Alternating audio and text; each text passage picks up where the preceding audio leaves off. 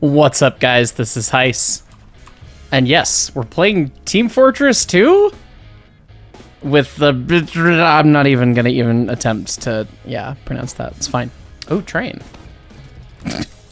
Yes, we're playing Team Fortress 2 today because I found out that they added this new map, King of the Hill Rotunda, and it's very train themed, and somebody suggested that I do a reaction to it and take a look and see what the trains look like and all that fun.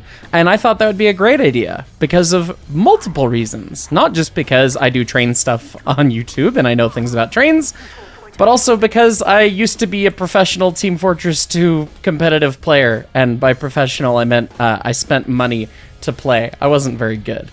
As the kids would say. I did not get good. And I also used to develop maps for Team Fortress 2 many moons ago. Maps like CP Logjam and CP Intermodal and many silly custom maps that, we play occasionally in the Discord, and those nights are always fun. If you like playing Team Fortress 2, make sure you join the Discord down in the description. But without further ado, let's take a look at this map and see what's going on. Oh yes, the gute Wagen. Yeah. TF2 couplers have been and always will be cursed, apparently. These are just the stock train assets from Valve as well. God, does this train ever end, or is it just continuous? It might just be continuous.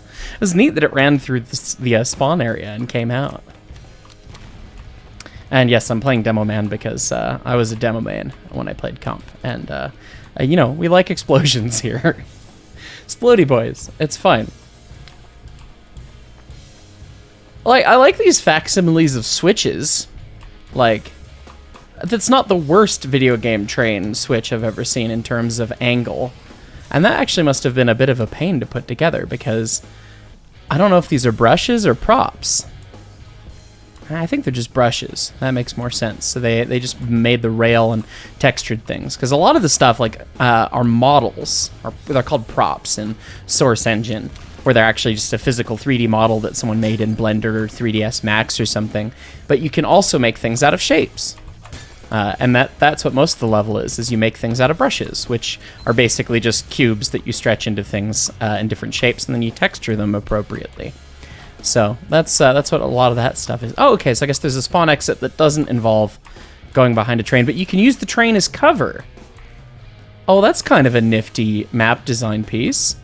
So that if you have to kite back to spawn and you're getting pushed into spawn, which happens quite frequently if you're getting raffle stomped, as the kids would say, you can get back behind the train, so that's fun. And then have some cover, and then maybe your enemies get killed by the train. Although I don't know if this train would actually kill you. Maybe if you get squished between it and the out of bounds. Let's see. We're gonna test it. We're doing this for science. Do I get squished? Yes, I do. I got trained. Kill icon, GP30. You love to see it. Oh yeah, that's what we need to see. The roundhouse. That's why it's called Rotunda, is that it's a big fancy roundhouse apparently, and we've just muddied around the spawn yard because I'm a nerd and I can't help but stare at things. Oh god, I always saw these from Hydro and I always wanted to use them in a map, and I never did. And MOW's gonna have to come clear the snow out, but that's fun.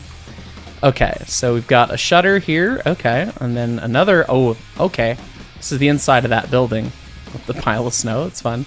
So 2 shutters there, and then there's a way to the right, way to the left, okay. Lots of routes. Oh, and we've got a steam choo-choo! Yay! Oh, and your packing's leaking, friend. I hope your throttle's shut. It's got a slightly less cursed TF2 coupler, but still TF2-y. There's no valve gear. That's fine. It's a good, a representation of a European choo-choo, more or less. And I guess that's the point. This is theoretically a German map and a German roundhouse by the thing, although it's not really set up like a roundhouse. Why are there freight cars and boxes in here? Oh, because it's a map for Team Fortress 2. It's not an actual roundhouse heist. Shut up. Yes, we get it. As a roundhouse, it doesn't make a lot of sense, but as a video game map, it looks like this would be a pretty fun King of the Hill arena. This is actually a really cool control point. Kind of nucleus esque with the circular arena. And God, making circular things and making stuff line up like this is a pain in Hammer. So props to the mapper. And we've got another locomotive, Dampflok, that is up in the air, and it's hanging from the ceiling, getting its underside painted. He ordered the undercoat option. Stupid people. Don't do that when you go to the dealership. It's fine. Oh, good. We broke our whiskey on it. Good. We've christened thee. We've dubbed thee train. Yes. Okay, so we got a control point, and the whole cap area is just kind of around the spiciness of whatever that is, which is fun. And then of course we're mirrored, or we have either mirrored or rotational symmetry, and I have opinions on them, but it's fine. And the red team side of the map with the red locomotive looking much more German than the blue side, so that's fun. Controlling punkt. Achtung! Yes, good. I cannot pronounce anything in German, so I apologize in advance. Can we? No. It looks like it uses rotational symmetry, so bonus points. Good man or woman or person, whoever you are who made this. Good person. We like when rotational symmetry is a thing in Team Fortress 2. What is this? This is very much a heavy-duty wagon that is ending up being the load here. So I guess we're contesting some sort of spicy uranium-y, nuclear-y load and things. And apparently the locomotives blow their whistle when we cap. So I've heard about that. We got to try that. But yeah, this is another prop. These bogies here, and it's 6 axles. But then this is all brushwork. All this stuff, the actual depressed center flat car. I did something like that on Intermodal. Although I built it up from a normal flat car, which was fun. And Intermodal was a bad map. Don't play that map.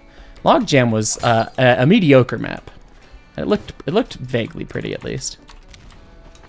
But yeah, this is really neat. And goodness, the amount of height, and then this is just the death pit. Don't come down here. This is how you die. Oh, and is that's just a pile of oil? Oh, I wonder. I'm gonna have to play soldier. I need to see if you can get crazy rocket jumps from that. We're gonna do that. Also, we've got Das Zuken on because I've been playing lots of MVM lately. So man versus machine. The rotating camera's a neat trick too. Oh yeah, and I'm a certified dweeb with like several thousand hours in this game and tens of thousands of kills. It's fine. Okay, let's see what we got going on over here. All right, so this is the right side entrance. Oh, and then there's ramps up to this like upper little. Oh god, this is where you get murdered by a pyro, just violently. This is a well put together map. I actually like this. I'm gonna have to play it. Like actually. Let's see. Can we? Do we get the buoyancy bug? No, we don't. There's a fun bug in Source games where if you're in the water and then you rocket jump, it applies the buoyancy of the water. And I assumed that this was water, but it might just be a texture. I guess it is because it slurps up things. But yes, you would find a lot of oil there. But why are we loading a nuclear bomb on a turntable? I don't know, or a nuclear something. Anyways, let's just whack it with a pickaxe until we capture the control point.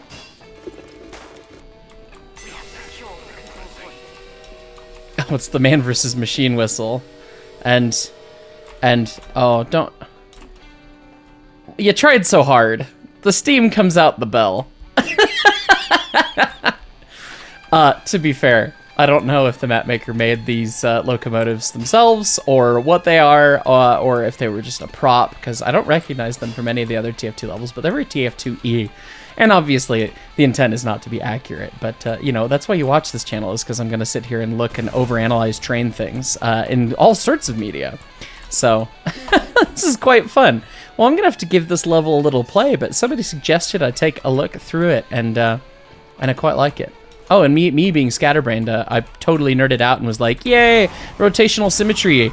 And then people are probably wondering why I care about that versus mirrored symmetry without further elaborating. Oops, let me get back to that. It's all about playing soldier right here, right now. particularly when you're talking about the competitive scene, where soldiers are a big part of gameplay. You have a pocket soldier, roamer soldier, and they do lots of important things. But with rotational symmetry, nothing changes what side things are, right? So the map has to be made even so that it's fair. So you can see that this train is hanging from the ceiling to the right of this train, and because the symmetry is rotational, when we go to the other side, that train is still to the right of this train hanging from the ceiling. It's the same way. If they were to use mirrored symmetry, that train would be on the left instead. And so what that means is every time you try and rocket jump, it doesn't work out. One team gets a slight benefit, because when this wall is on the right, for me right now, and it's easy to rocket jump off of, because the rocket launcher actually launches rockets from behind you and to the right. So in order to actually rocket jump, you don't have to turn all the way around to go straight. You just have to go most of the way around, and then it just works. Well, if you mirror things, to try and do a left wall jump, you have to go very far over, and it's a much different feel. And, you know, good roamer soldiers and good competitive players can certainly do it quite easily, and can probably do both as easy as each other. And some people may use the original rocket launcher, which negates this whole thing. But if you're using any of the basic normal rocket launchers and you do that, it changes how you interface with it. It changes the way that you actually interact with the level. Didn't know that you were going to get into some level design talk this time, did you? This map looks fun. I'm going to have to play it. King of the Hill's fun. And yeah, and of course, I'd love to play with you guys on the channel who are watching at some point. So make sure you join the Discord, and let me know if you'd like to play TF2, and we'll host a TF2 night one of these days. But I'm about to win as the only person in this lobby, so woo! Thanks so much for watching, folks. We'll catch you all next time.